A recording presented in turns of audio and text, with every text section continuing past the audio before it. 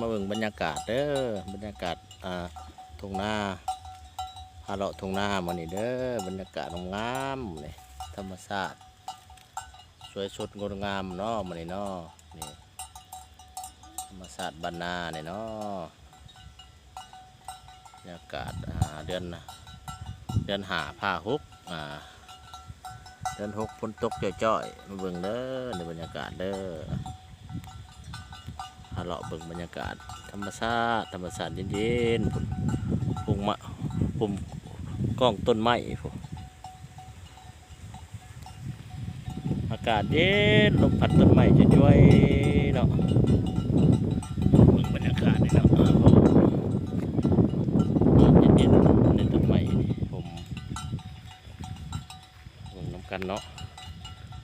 มาเผาควายเด้อมื้อนี้เด้อคือเก่าเด้อคือเก่ามื้อนี้น้ำขาวจังเนาะยังบ่ทันได้ไถหุดไถกบหน้าดินเด้อว่าไถถมหน้าดินเด้อยังบ่ทันไถเด้อ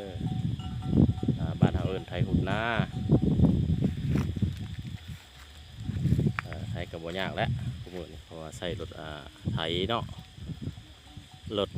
ไถนาเดินตามไถนายางตามภาษาลาว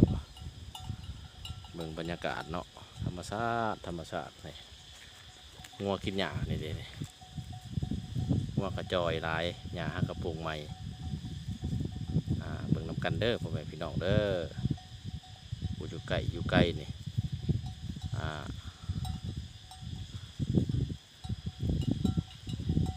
นครไกรสอนแข้งสวรรณเขตบ้านหองบอนนครไกรสอนแข้งสวรรณเขตเบิ่งบรรยากาศเนาะโอ้ยังคือเก่าเนาะผู้อยู่ใกล้ก็เบิ่งน้ำกันเด้อนี่เด้อผู้ได้จื่อเนี่ยว่าอยู่ไซนอนี่เนาะ